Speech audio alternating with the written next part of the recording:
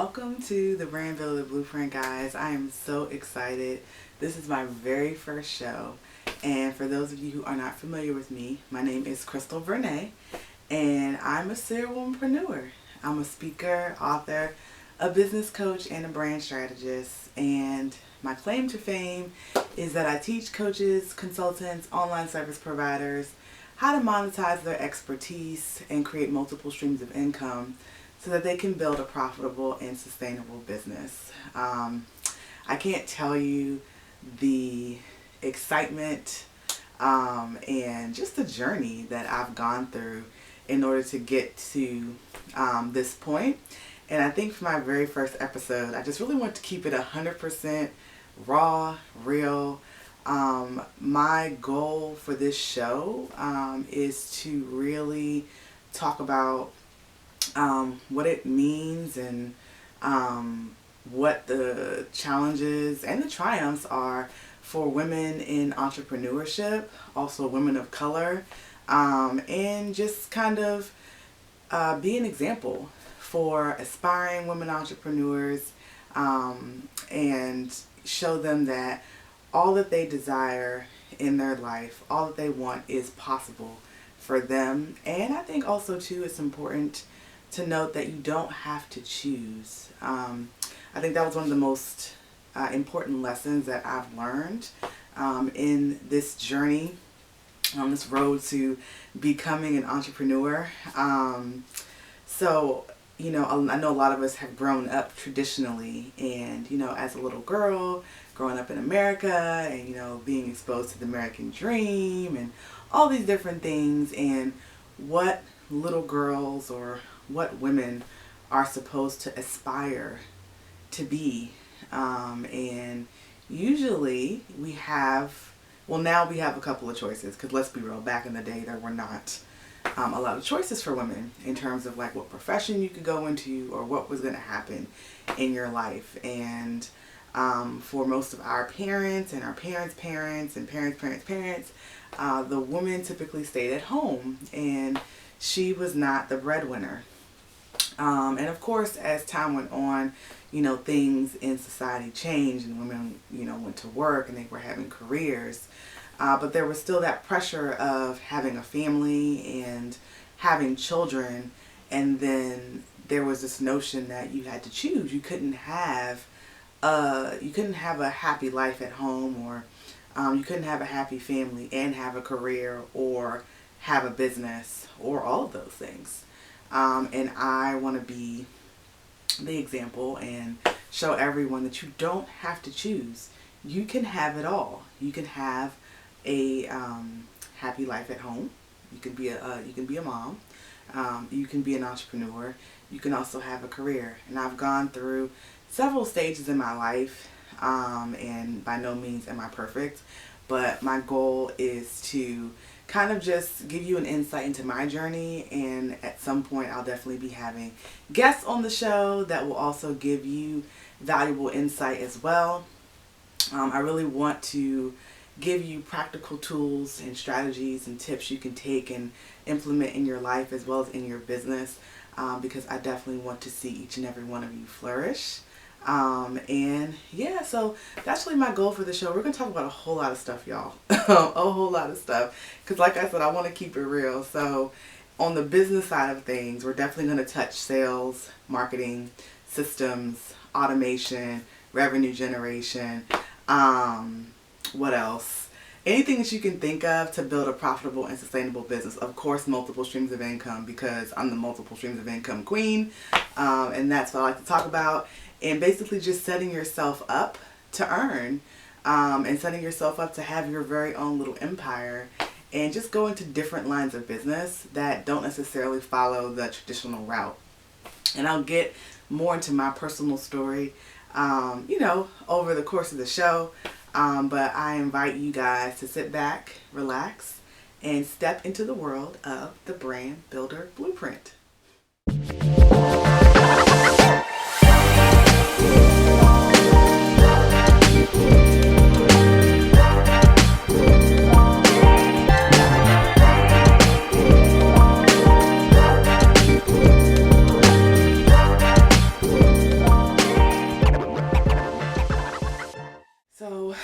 often ask, how did I come up with the name, the Brand Builder Blueprint, capital HER, Brand Build Her Blueprint. Well, if you don't know, one of the pillars in my company, I'm the founder of Simply Slay Hard Every Day.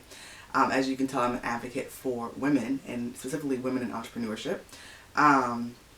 Everything is she and her, and very much on brand because I'm also a brand strategist. But I came up with the Brand Builder Blueprint because I felt like, as I started to get exposed to different lines of business and getting interested in doing different things in the entrepreneurship realm, I just saw that a lot of people were copying one another. And I know that the name of the show, and actually my coaching program as a coach, and my podcast is the Brand Builder Blueprint, and that means that you follow a blueprint is something that you're going to follow to build something, right? Or to construct something. But the reason why I named it the Brand Builder Blueprint is because I encourage folks to actually build their own blueprint versus following someone else's blueprint. I think the way in which you actually stay truest to yourself and the most authentic is to leverage what's already inside of you.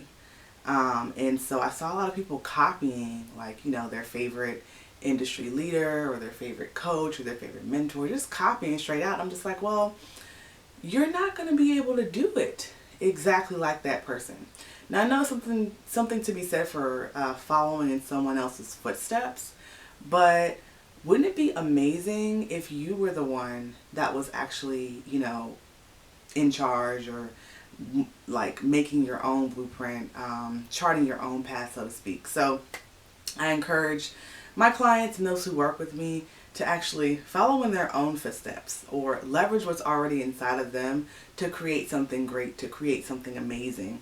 And when you are building a business, you essentially are building your own blueprint, because no two entrepreneurship journeys are exactly alike.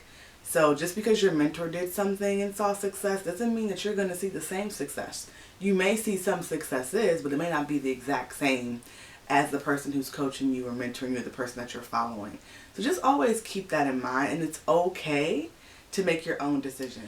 I'm very much a person that advocates for you being an empowered CEO, or having an empowered CEO mindset, meaning that you actually take what you know, your knowledge, your talents, your skills, your expertise, and you make decisions. You make the decisions that are best for you, that are going to be the most impactful for your business, for your clients, for your community, for your brand community. So I think that's really important, to be comfortable and confident in your own skin to be able to actually run a successful business. And so that's a little bit behind, just a snippet behind why I named the show the Brand Builder Blueprint. And you're going to kind of see that theme throughout the show, and really in pretty much everything that I do. There's a blueprint of some sort. I'm definitely all about having multiple strategies, or taking the best strategies and leveraging them for your particular needs. So especially when my clients work with me, I'm like, look, this is the strategy that worked for me. I got about 10 more strategies that you can try, you can mix and match, because this strategy works best for me, but these other two might actually work best for you. And why not take advantage of that than being pigeonholed to doing things one way? So yeah, that's a little bit behind the Brand Builder Blueprint. I encourage my clients to make their own blueprints so they can see the success that they desire, and really the most optimal success with whatever that they're doing. So that's a little bit about the Brand Builder Blueprint. Let me know if you guys have any questions. Definitely going to be with the show. I envision just having a dialogue or a conversation with you all. So there's going to be opportunities for you to submit questions, and I'll be answering them live on air, as well as having a chance to interact with me. So get excited, stay tuned, and you're gonna see some great stuff here.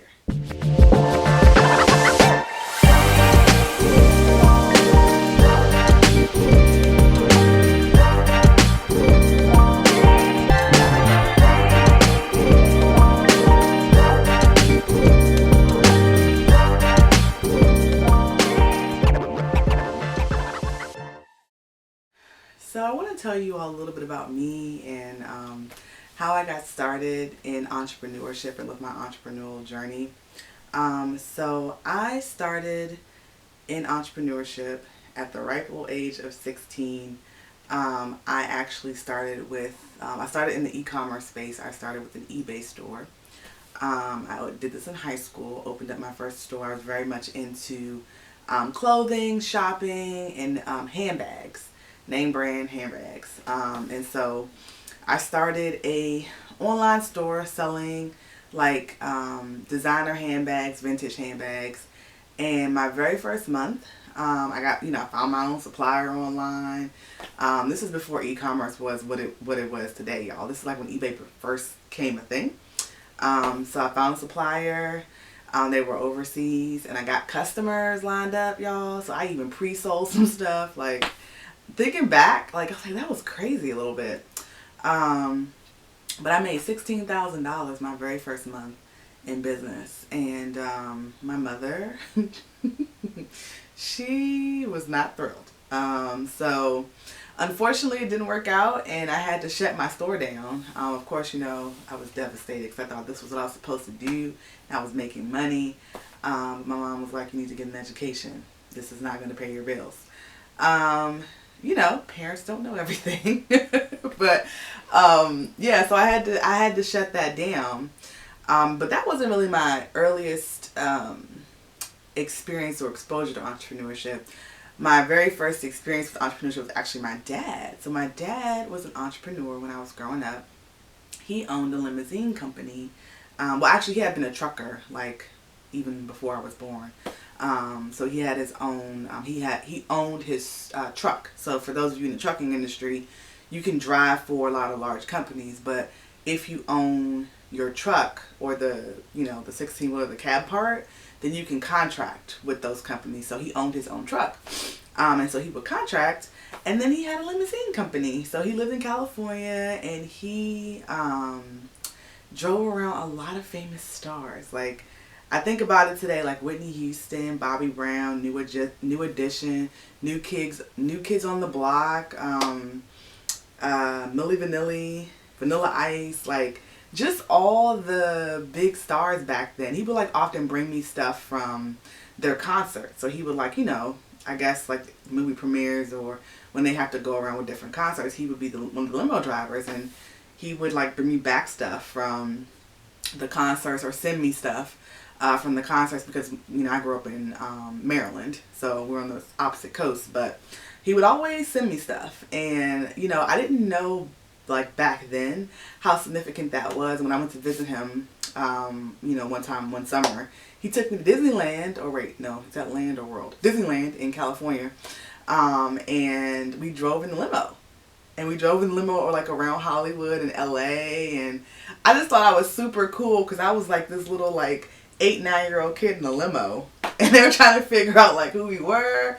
Back then that was like the most amazing thing to me with my dad, and just like seeing that. And I know he told me from a very early age that I need to get an education. So stay in school, of course, was this whole thing.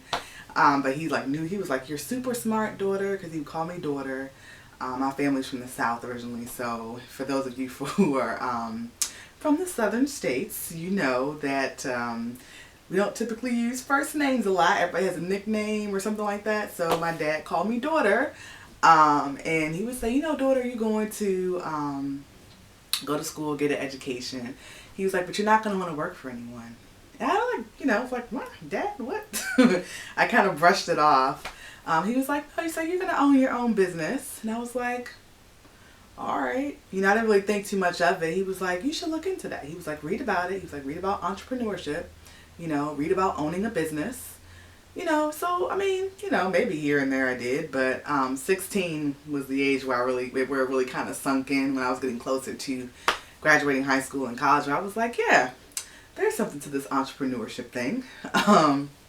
But yeah, that was like my very first and earliest experience with entrepreneurship, was watching my dad run his limousine company, and also be a contractor with his truck. So I thought that was super cool because he told me he made his own schedule. He like had his rules.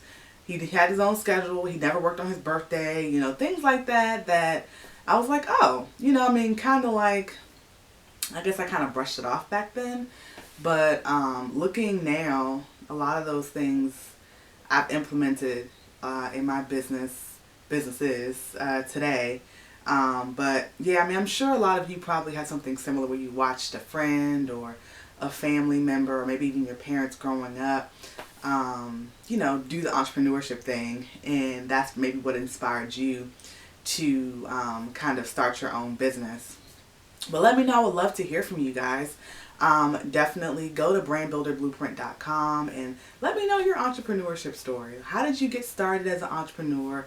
What type of business do you have, and what stage of business are you in? So there's a questionnaire there. I would love to know, what type of entrepreneur are you? And I'm definitely going to read some of those, read some of the things you submit on the air. So I'd love to get to know you guys. Go ahead and do that, and we'll have a little bit of fun with that the next time I'm on the air. But yeah, that was my first experience with entrepreneurship. And just over the years, as I've had different experiences, different jobs, what I thought about entrepreneurship and how I wanted to pursue things definitely grew and changed. So if we fast forward to today I have 4 businesses right now. At the time of me starting this show, a lot of people don't know there's actually a 5th one in the works. So I'll let you guys know about that once once it's up and running. But there's 4 as of right now. And if you don't know, I own a pole and sensual dance studio, Divas and Dolls Fitness. I also own a sensual aerial dance brand, Cirque Sensual. And then I'm the founder of Simply Slay Hard Every Day. That's my business coaching, consulting, and brand strategy firm. And then Crystal Vernay is my personal brand. So, and I brand myself as a speaker, an author, and a coach. So those are the 4 lanes that I swim in right now. There's soon to be a 5th. That's under wraps though, but I'll let you guys know once that's up and running. Yeah, so you know, it's been a journey. It's been a long road, but I can't say that I would necessarily change anything. I've learned a lot, and I'm super thankful, grateful, blessed for where I am today and all the people that I've met and who've helped me get to where I am. I will say, you might be wondering, how did I go from like pole dancing to business coaching? Well, I will say this. My introduction to pole dancing was through me rediscovering myself and going on a weight loss journey, and never really being able to kind of take dance lessons formally as a kid. This was like perfect, the like fusion of all the different worlds and things that I love to do, because I love to dance. And I'm just grateful that I discovered pole dancing as an art form and as a form of exercise. And like when I started taking classes, I just knew. I was like, this is it. This is what I want to do for the rest of my life. Like, and it may sound crazy, but over the years as my dancing has evolved, as my journey as a business owner has evolved, I wouldn't trade it for the world. And just being able to have a studio and touch the lives of so many women and men, you know, helping women to feel more empowered, feel more confident, discover themselves, give them a new way of working out, a new community, new friends, new family even, because at my studio we consider ourselves to be family. That's one of the biggest reasons why I wanted to open the studio. I'll get more into my personal story as the show goes on.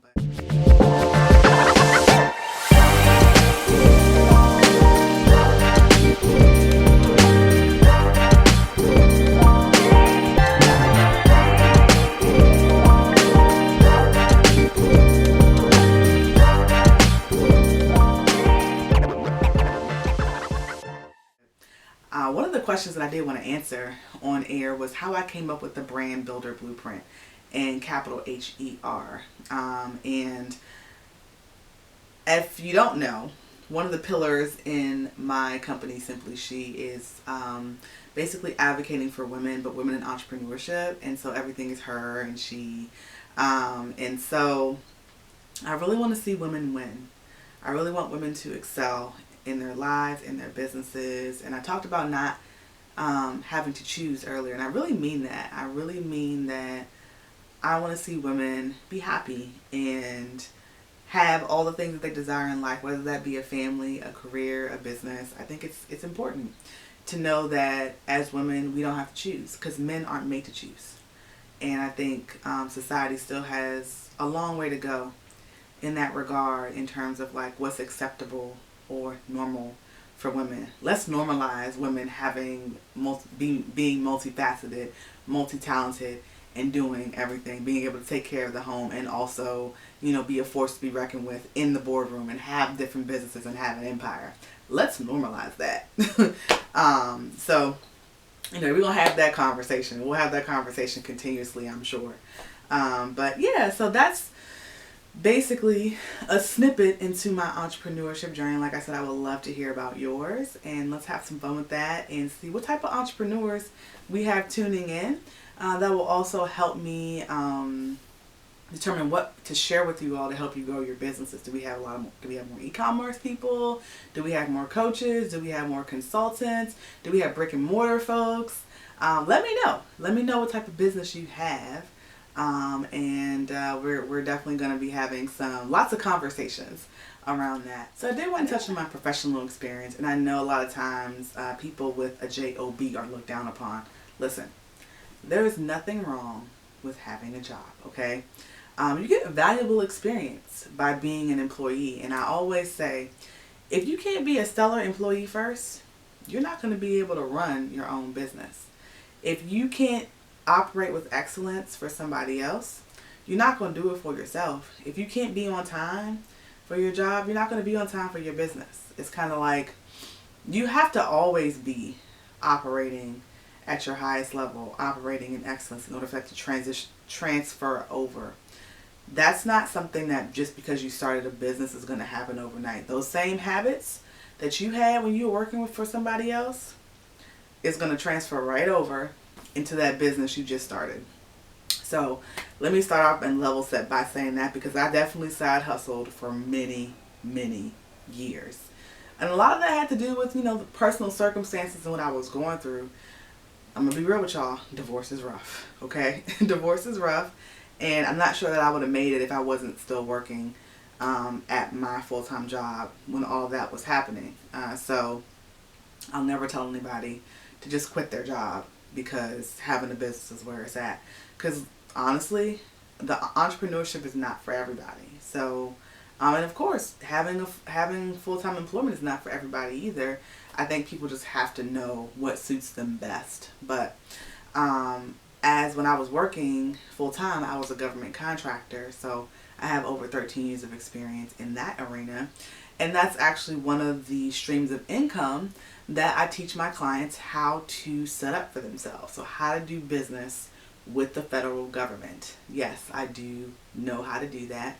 And I do also consult in that area as well. So if someone needs help with setting up their government contracts pipeline, whether that be federal, state, or local, myself and my team, we manage that for a lot of different companies in the area. So I will say I learned a lot through that experience. Got a chance to be over a lot of amazing projects and programs, specifically for the military. Of course, I have a soft spot for the military as my dad was in the Air Force and he talked about it all the time and tried to get me to join right out of college. That wasn't the way I wanted to go. I actually ended up going to Cornell and getting a degree in engineering. So a lot of firsts in my family, definitely, because the majority of my family are actually teachers or educators. So, and I'm like, I ended up, I guess, doing that, but just in a different way, in my own way. I've always tended to be the child that does stuff in her own way. So there you go. There you have it. But I also had the privilege of leading a very large team, like over 150 people, and got a lot of chances. The government entrusted me with being the project manager over standing up a lot of programs that were going to serve their families, and I never take any of that for granted. But I definitely teach my clients how to be able to do the same thing.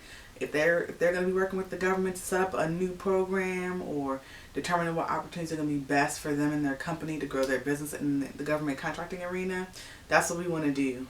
But I love my experience, at working that full-time position, and it enabled me to do so many different things. And it also was another stream of income. I talked about having multiple streams of income.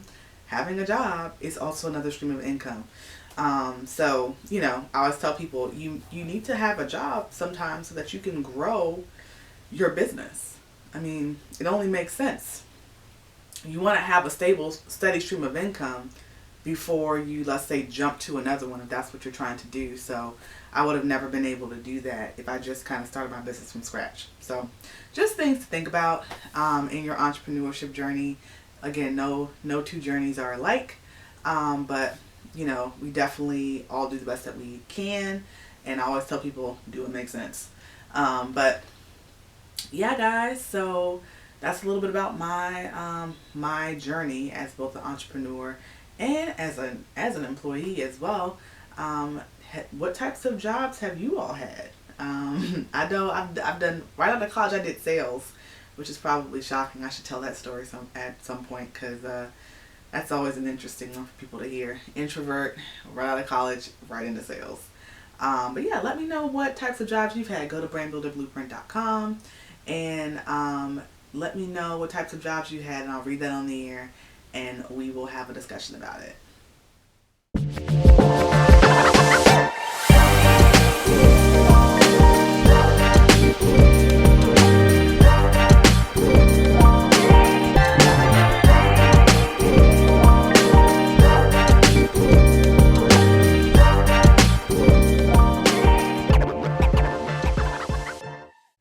As I said before, being a woman in entrepreneurship is difficult at times. It's amazing at times, but it's also difficult at times. And that's part of the reason why I wanted to do this show, is because I actually want to encourage other women, aspiring entrepreneurs, or they're currently in the entrepreneurship space, to continue to carry forward even if it gets difficult, and also to give them like practical tips to be able to build their business.